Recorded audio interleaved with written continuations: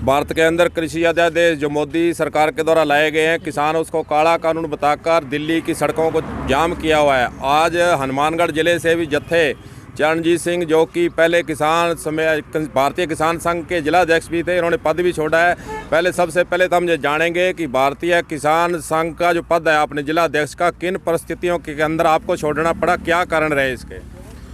मैं भारतीय किसान संघ का जिला अध्यक्ष था। हमने पिछले काफ़ी समय से, जब मोदी सरकार ने 3 काले अध्यादेश किसानों की बर्बाद करने के लिए लेकर आई, उसके लिए मन में चिंता थी। बार बार प्रदेश लेवल पर मांग की गई कि इसके लिए कुछ धरती पर आंदोलनात्मक रुख अपनाया जाए। सिर्फ ज्ञापन देने से और एकली बातचीत से समाधान होने वाला नहीं है। यदि मोदी सरकार बातचीत से मानती तो देश का लाखों की संख्या में जो दिल्ली किसान बैठा है तो वो दिल्ली नहीं जाता था। बात से किसी प्रकार का कोई समाधान नहीं निकला, इसलिए आंदोलन धरती पर हो नहीं रहा था किसान संघ की तरफ से। तो मैंने आहत होकर, जब किसान पंजाब का, हरियाणा का जब दिल्ली की तरफ जा रहा था, उनके साथ जो अपने सरकारों ने ज्यादती की, वाटर कैनन से उनके ऊपर माओ बहनों के, बुजुर्गों के ऊपर पानी छिड़का और उसके लाठीचार्ज किया और सड़कें खोदकर अवरोधक पैदा किए, उससे मन को पीड़ा हुई। और उसी पीड़ा को देखते हुए और भारत सरकार की किसानों के प्रति गलत नीतियों की वजह से मैंने भारतीय किसान संघ को त्यागपत्र दे दिया। ये आपका जो भारतीय किसान संघ है, जो बीजेपी से एफिलिएशन है, आपको नहीं लगता कि किसानों के हित में है ही नहीं ये किसान संघ?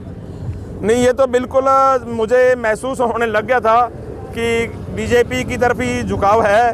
जब संगठन जो है ये बीजेपी के समय में किसी प्रकार के कोई आंदोलनों में रुचि नहीं लेता। जब कांग्रेस सरकार या कोई भी सरकार आती है दूसरी, तो उस समय चाहे बिजली का मुद्दा हो, चाहे पानी का मुद्दा हो, वो मुद्दे लेकर खड़े हो जाते हैं।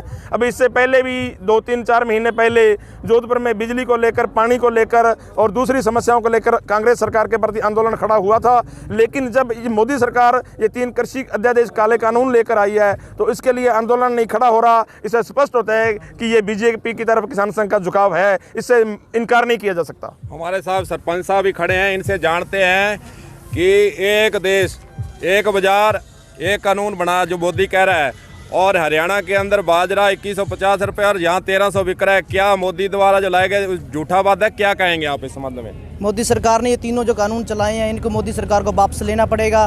इसमें हमारा बहुत ही नुकसान है। और मोदी सरकार अगर नहीं लेती तो हमारे को वहाँ पर 1 महीना 2 महीना कितना भी रहना पड़े, हम वहीं पर रहेंगे। हम अपना सामान लेकर चले हैं, हमारे को कहीं वहाँ पर 3 महीने 4 महीने कितना भी रहना पड़े, हम वहीं पर डट कर उनका सामना करेंगे। हमारे साथ और किसान भी खड़े हैं और ये बुजुर्ग भी हैं, चिट्टी दाढ़ी इन्होंने पूछते हैं कि तुसी इस उम्र च दिल्ली जाके की करोगे? ਅਸੀਂ ਤਾਂ ਦਿੱਲੀ ਜਾਂਦੇ ਹਾਂ ਬਾਈ, ਐਸੇ ਕਰਕੇ ਜਾਂਦੇ ਹਾਂ ਵੀ ਕਿਸਾਨਾਂ ਨੂੰ ਕੋਈ ਫਾਇਦਾ ਹੋਵੇ। ਜਦੋਂ ਤੱਕ ਸਰਕਾਰ ਸਾਡੀ ਮੰਗਾਂ ਨਹੀਂ ਪੂਰੀਆਂ ਕਰਦੀ ਉਦੋਂ ਤੱਕ ਅਸੀਂ ਮਾਰੀ ਜਾਈਏ, ਉੱਥੋਂ ਵਾਪਸ ਨਹੀਂ ਆਵਾਂਗੇ। ਇੱਕ ਸਾਡੇ ਨਾਲ ਬਜ਼ੁਰਗ ਹੋਰ ਵੀ ਹੈ ਔਰ ਇਹ ਕਹਿ ਕਿ ਇਹਨਾਂ ਦੇ ਤਾਂ ਆਰਾਮ ਕਰਨ ਦਾ ਟਾਈਮ ਹੈ, ਹੁਣੇ ਦਿੱਲੀ ਤਰਫ ਕੂਚ ਕਰ ਰਹੇ। ਕੀ ਕਹੋਗੇ ਬਾਬਾ ਜੀ ਤੁਸੀਂ? ਅਸੀਂ ਕਹਿ ਰਹੇ ਹਾਂ ਜੋ ਕਿਸਾਨਾਂ ਦੇ ਖਿਲਾਫ ਇਹ ਕਾਨੂੰਨ ਬਣਿਆ ਹੈ, 3 ਕਾਨੂੰਨ ਬਣੇ ਹੈ, ਇਹ किसान मारू कानून हैं। सारा देश जाग पिया है, इसलिए इस देश में जो किसान अन्नदाता है वो आज सड़कों पर रो रहा है। हमारी माएँ बहनें और बच्चियाँ जो इस मोर्चे में शामिल हो रही हैं, और जब तक ये कानून वापस नहीं होगा तब तक वहाँ डटे रहेंगे। हमारे यहाँ मानकसर गांव से और हनुमानगढ़ ज़िला से हज़ारों के किसान जा रहे हैं, और जिसमें हमने ट्रालियां भर के राशन की रख दी हैं जो 6 महीने तक नहीं वापस होगा, ख़त्म होगा, और हम उसको और भी पीछे से भेजेंगे। इसलिए जब तक ये कानून रद्द नहीं होता हम इसको डटे रहेंगे। एक हमारे साथ और भी है, सरदार जी, इनसे पूछते हैं। सरदार जी, आप क्या कहेंगे? ये दिल्ली सरकार जो है इसको अड़ी हुई है, आप कैसे इसको जो है उसको गिराकर, मोदी को झुकाकर दिल्ली से वापस आएंगे? बिल्कुल जी, ये जो कई दिनों से, लगभग 50 दिनों से जो मोर्चे चल रहे हैं पंजाब के अंदर, हरियाणा के अंदर, ये दिल्ली सरकार बिल्कुल भी मानने के लिए तैयार नहीं है। और इसीलिए हमने भी ये सोचा कि हमारे गांव से भी, हनुमानगढ़ ज़िले से, गांव मानकसर से हमें भी जाना चाहिए, जा कर के किसानों का साथ देना चाहिए। और ये मोदी को मानना पड़ेगा, ये बिल वापस लेने पड़ेंगे। जब तक ये बिल वापस नहीं लेगा तब तक हम वापस नहीं आएंगे।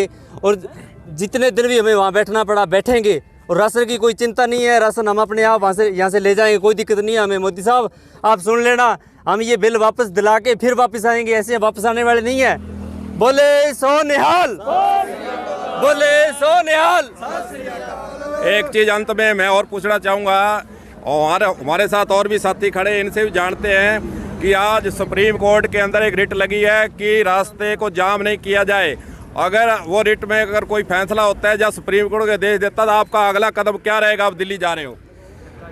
सर अगर वो ये फैसला जो आज मीटिंग है, कल भी मीटिंग थी, अगर वो जो फैसला सरकार ने नहीं किया तो हम वहीं पर रहेंगे।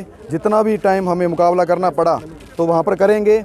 और हम तो अपना राशन पानी सभी लेकर गए हैं। जितना टाइम भी हमें वहाँ को मुकाबला करना पड़ा, वो जब तक वो मोदी सरकार आज अपने कानून रद्द नहीं करती तब तक हम वहीं पर डटे रहेंगे। और हमारे सभी किसान भाई हमारे साथ हैं और हमें बहुत खुशी भी है।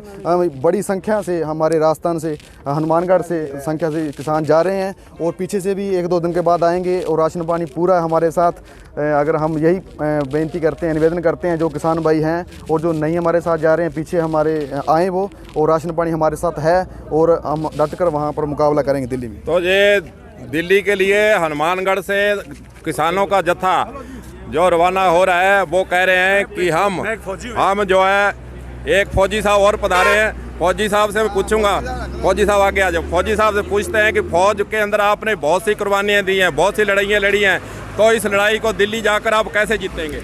मैं एक फौजी हूँ। मोदी सरकार ने किसान और जवान दोनों को मारा है। जवान सरहद पे मर रहा है, किसान दिल्ली में मर रहा है। हमारी एक और डिमांड थी 1 रैंक 1 पेंशन।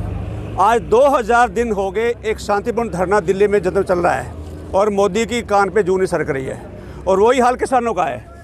किसान का बेटा सरहद पे है, किसी नेता का बेटा नहीं है, किसी अफसर का बेटा नहीं है। और वही जो हमारे पुलिस वाले भाई आगे हमें रोकते हैं, वो भी हमारे बेटे, हमारे भाई हैं। उनसे हमारी कोई दुश्मनी नहीं है, लेकिन वो ड्यूटी के बांधे हुए हैं क्योंकि उनको ऑर्डर पालना करना है। हमारे पे गोली, वहाँ पे आंसू गैस गोले चले, वाटर कैनन चली, लाठीचार्ज हुआ, लेकिन कोई भी, किसी ने भी आगे से जवाब नहीं दिया। इतना शांतिप्रिय धरना, इतना अपना ये जो धरना चल रहा है, आपने ज़िंदगी कभी देखा नहीं होगा। मेरी उम्र 17 साल होगी, मैं एयरफोर्स में रहा हूँ, सिविल नौकरी मैंने की है, मैंने ऐसा धरना कभी नहीं देखा। और तो ये फौजी साहब का कहना है कि मैंने 70 साल का हो गया हूँ और काफ़ी देर तक हमने, काफ़ी वर्षों तक हमने फौज में नौकरी की है और फौज के अंदर हमने लड़ाइयाँ लड़ी हैं। जो दुश्मन है उसको हमने जो है सबक सिखाया है। अब ये मोदी सरकार को सबक सिखाने के लिए दिल्ली की तरफ कूच कर रहे हैं, किसानों के साथ जा रहे हैं। और क्या कहेंगे? और मेरी एक सभी भाइयों से एक अपील है कि जहाँ भी रुकोगे आप, सफाई का ध्यान रखना। ऐसा नहीं खा के वहाँ फेंक दिया, खाया तो उठा के रखो। दूसरी बात है, कोई गलत नारा नहीं लगाना। तीसरी बात है, किसी को गाली गलौज नहीं बोलना। जैसे आपको ऑर्डर मिलेगा, कोई वायलेंस नहीं, कोई मारकाट नहीं, कोई बुरी बात नहीं बोलनी, प्यार धने रखना है। तो जैसे फौजी जो नौकरी कर चुके हैं और लोगों का यही कहना है कि हम शांतिपूर्वक जाएंगे, शांतिपूर्वक दिल्ली को जीत कर आएंगे। अब देखना होगा कि हनुमानगढ़ से किसानों का जो जत्था जा रहा है वो किस प्रकार अपनी लड़ाई को जीतकर वापस हनुमानगढ़ के अंदर अपने मोर्चे को फतह करके आता है। कलम न्यूज़ के लिए गुरदेव सिंह सैनी की रिपोर्ट।